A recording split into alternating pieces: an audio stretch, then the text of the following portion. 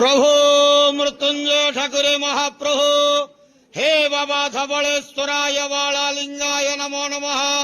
दीपम यदि परम ब्रह्मा दीपम यदि जनार्दनः दीपाहरत मे पाप पूजा दीप नमस्तुते।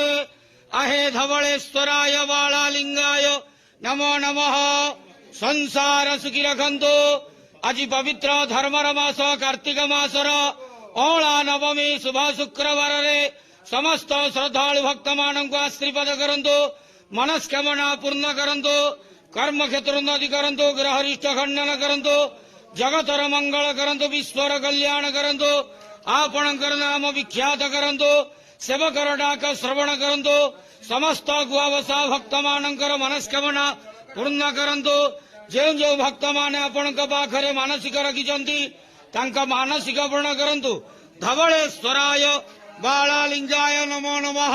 संसार सुखी रखंतु आनंद केवार हरि बोलो। आज अला नवमी शुभ शुक्रवार रे समस्त श्रद्धालु भक्त मानकु आशीर्वाद करंतु आनंद केवार हरि बोलो।